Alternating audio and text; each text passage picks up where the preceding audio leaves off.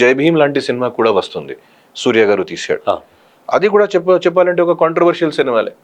కానీ నరప సినిమా కూడా వచ్చిందండి, అది కూడా almost same kind of touch. So మనం చెప్పాలి, ఈరోజు గట్టిగా చెప్పాలి, ఏదైనా విషయాలకి వస్తే గట్టిగా చెప్పాలి. సేమ్ మా దహనం సినిమాలో కూడా అన్ని విషయాలకి మేము కవర్ చేశాం. ఇది కులాలు, మతాలు, కన్వర్షన్, ట్రెడిషన్ ఏంటి, టచబిలిటీ ఏంటి, అన్టచబిలిటీ, అన్ని విషయాల గురించి మర్చిపోయాను. అదే శివుడు ఒక రకంగా మేము ఒక ఆలయంలో కూడా శివుడు ఉన్నాడు, కానీ సేమ్ శివుడు శ్మశానంలో కూడా ఉన్నాడు కదా, మనం అందరికి తెలుసు కదా. సో అదే శివుడు ఆలయంలో ఉన్నాడు, అదే శివుడు శ్మశానం.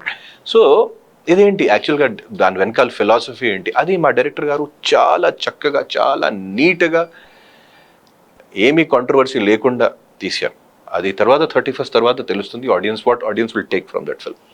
మీకు మంచి కాన్ఫిడెన్స్ ఉందా సార్ సినిమా మీద? కాన్ఫిడెన్స్ ఒకటి, మాకు ఈ సినిమా తీయడం, మాకు సినిమా బయటికి రావడమే సక్సెస్. సినిమా ఎంత కలెక్ట్ చేస్తుంది అది నాకు అస్సలు 0% నాకు ఇంట్రెస్ట్ ఉంది దాంట్లో. ఎందుకంటే ఈ సినిమా కలెక్షన్స్ డబ్బులు కాదు, ఈ సినిమా కలెక్షన్స్ మార్క్స్, ఈ సినిమా కలెక్షన్స్ హార్ట్స్, ఈ సినిమా కలెక్షన్ మైండ్, ఈ సినిమా కలెక్షన్ ఆలోచన, ఈ సినిమాకి అవార్డ్స్, ఇది కలెక్షన్ ఈ సినిమాకి. ఓన్లీ మాత్రమే డబ్బులే కాదు, డబ్బు కూడా వస్తుంది 100%, దాంట్లో డౌట్ లేదు. మా ప్రొడ్యూసర్ గారు ఆల్రెడీ ఆల్మోస్ట్ సేఫ్.